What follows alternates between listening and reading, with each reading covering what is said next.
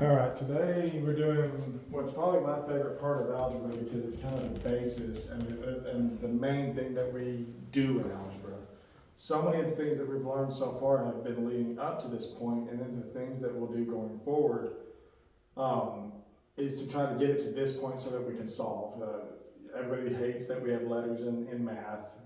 X is the main one. We're trying to solve for X. And we've learned a lot of tricks for doing that. We've learned how to solve binomials, polynomials, all kinds of different things. Now we're going to start learning, really honing in on how to solve quadratics, all right? We've talked a lot about quadratics already. When we go to solve them, there's 4 steps, and each of those steps can have sub-steps, but there's 4 main steps. Step 1, whenever we're solving by factoring, particularly when it's a quadratic, is write the equation in standard form. The standard form of a quadratic is ax squared plus bx plus c is equal to 0. All right, for us, basically what that's saying is that there's going to be something times x squared plus or minus something times x plus or minus something times a constant, just some number without a variable, and it's always going to be set equal to 0. All right, whenever I get on this one, I'm going to break it down a little bit more in depth on this side, then we'll erase it. This side of this equation, that little symbol, I've talked about it before, that equal sign is extremely important because it tells me whatever is on this side is exactly the same as what's on this side, it just looks different, but they're equal to each other.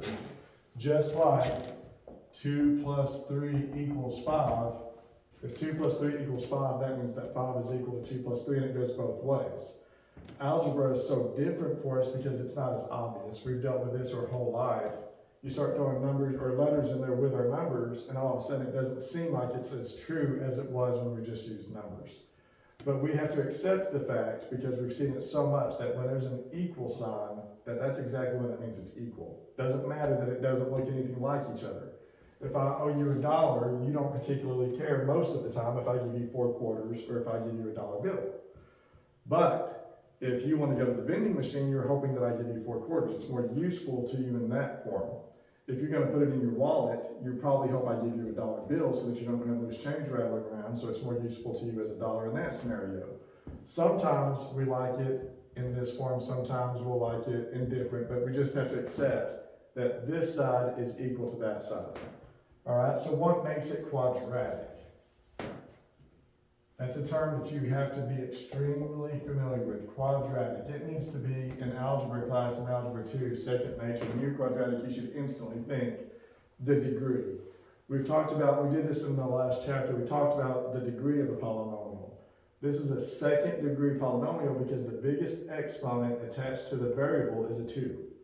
If the biggest exponent is a 2, then it's a quadratic, second degree polynomial. Those two things are synonymous. If it's a second degree polynomial, it is quadratic. If it's quadratic, it is a second degree polynomial.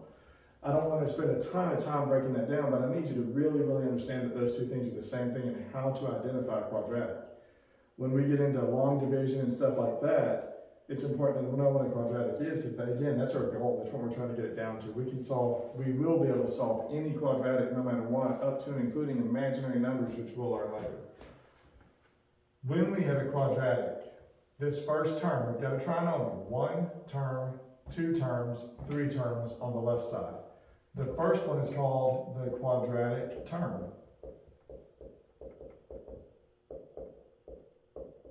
The fact that it's the one that has the square that makes this whole thing quadratic makes it the quadratic term. Now, if we pretended that it wasn't quadratic, if that wasn't there, then we would have a linear equation. Like we talked about before, y equals mx plus b, something times x plus a constant would be linear.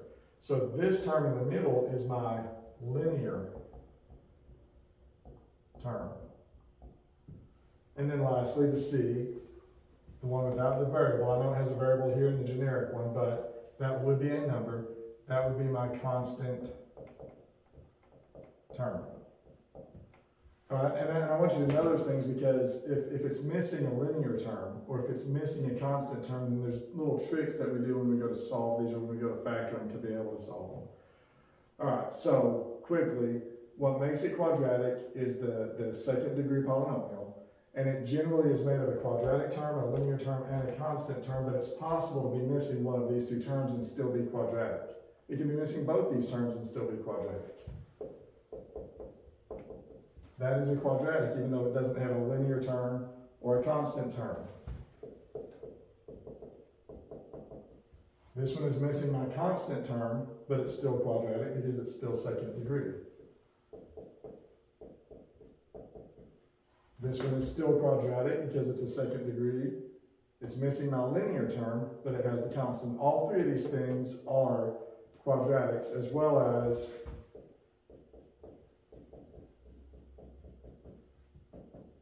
a regular quadratic. All these are in standard form. All right? So step one is we need to write the equation in standard form. So let's look at an example of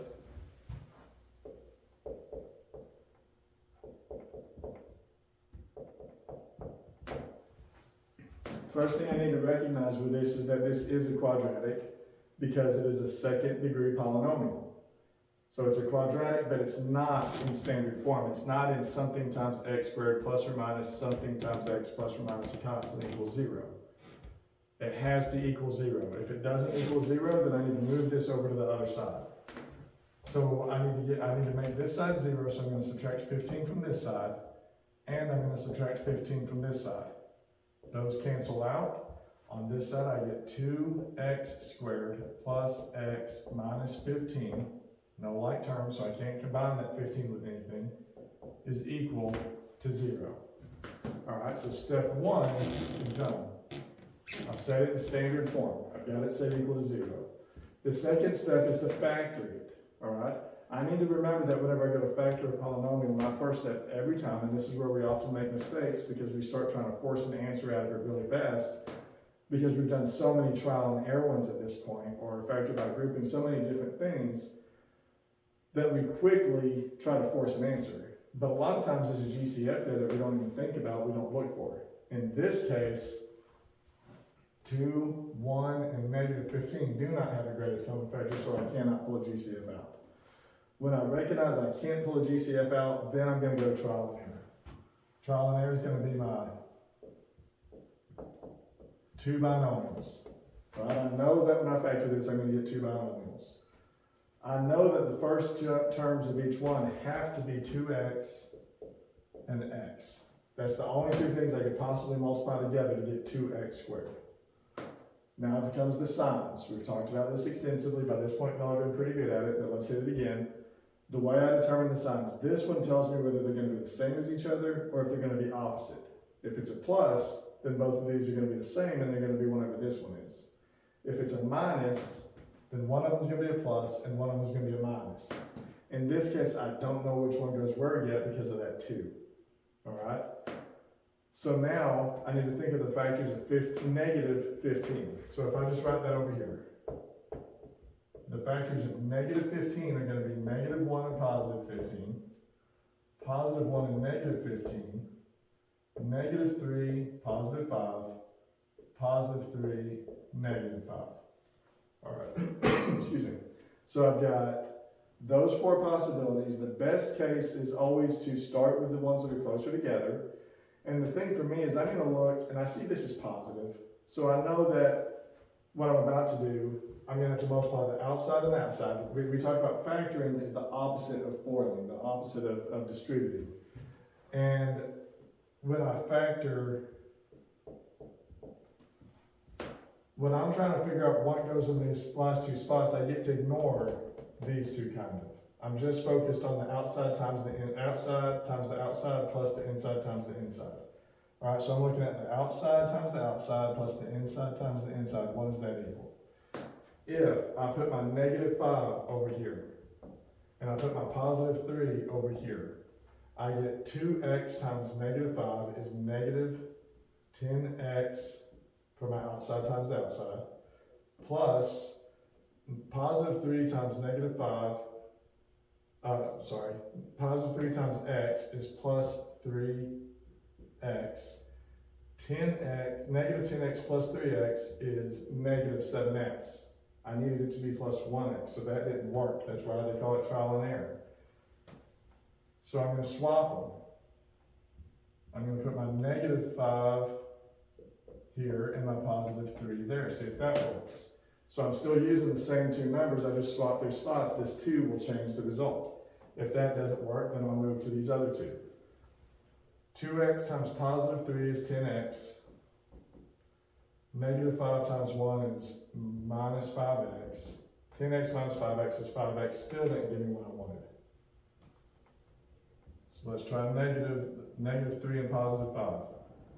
Negative 3, positive 5. 2x times 5 is 10x.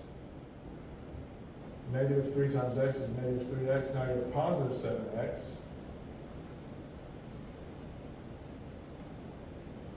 Plus 5 minus 3. 2x times negative 3 is negative 6x. 5 times x is plus 5x. Negative 6x plus 5x equals negative x. It looks like I made a mistake a minute ago. If that was positive x, it'd be perfect. So let's look at it. If I make this a plus and this a minus, which I thought I tried, maybe I did, maybe I didn't. Either way, 2x times 3 is positive 6x. Negative 5 times 1 is minus 5x equals x. That's what I wanted. Therefore, this is my solution. All right, so that was trial and error that I tried actually an extra time because apparently I made a mistake whenever I was doing it, which is easy to do. But once you get so close, you'll kind of recognize, hey, it's got to be these two. All right. What I've now factored it.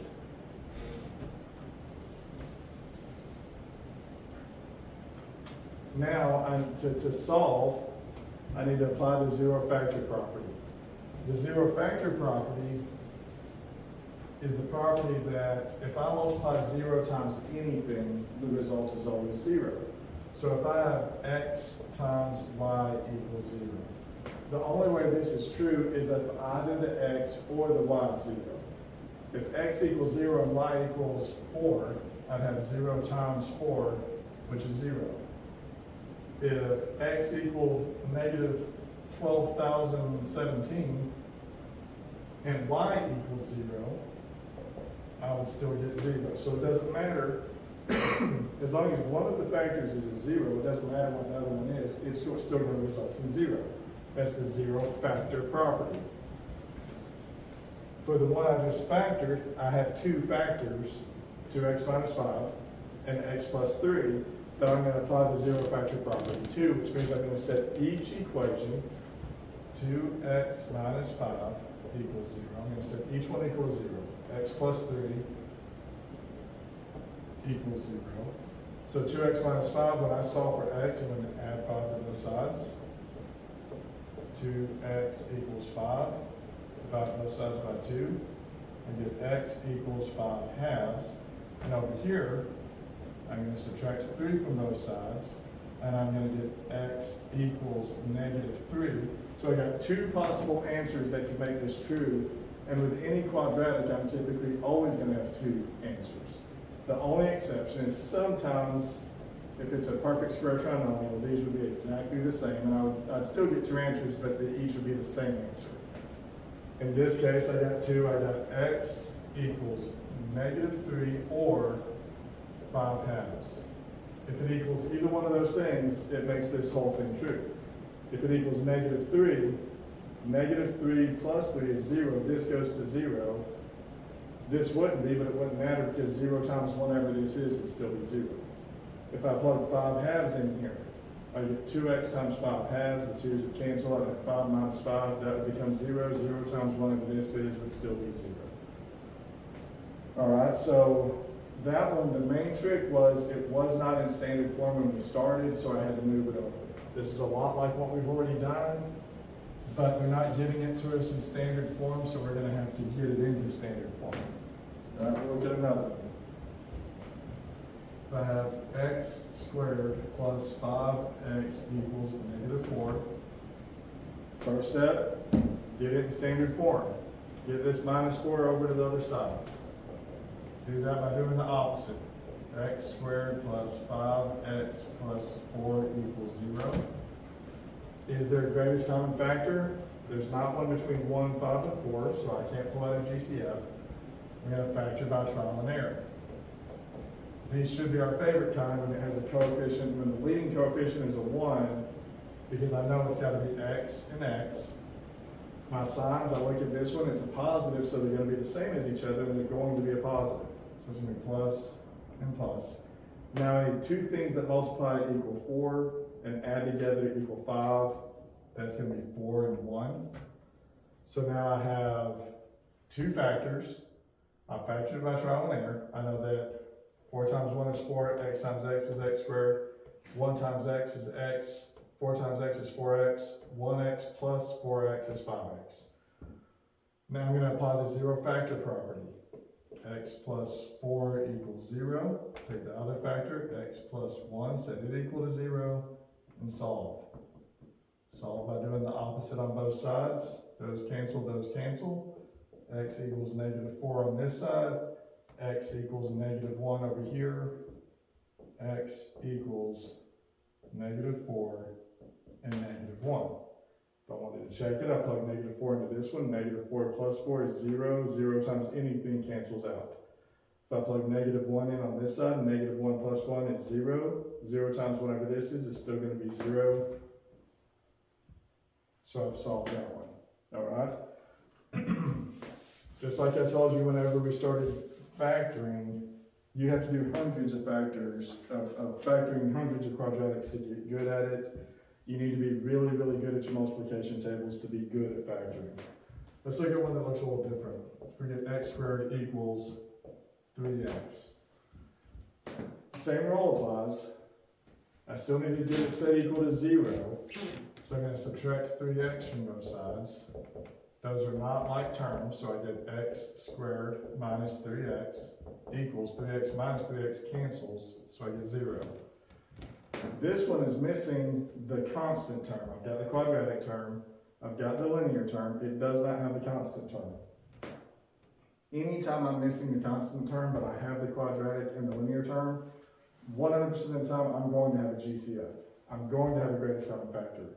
It's not the numbers, but the letters. These both have an x that I can pull out. When I pull the x out, what have I got to multiply x by to get x squared? X. What have I got to multiply x by to get -3x minus 3 is still equal to 0. I've now factored it. That's as far as I can factor it. Now I'm going to apply the zero factor property just like I did when it was two binomials, but now I've got a monomial and a binomial. This factor, I'm just going to say x is equal to 0. This factor, x minus 3, is equal to 0. I need to solve this one by adding 3 to both sides. X equals +3. So I've got, just like before, I've got two answers. I knew there'd be two answers because it's quadratic. X equals 0 and 3. All right. We'll look at one more.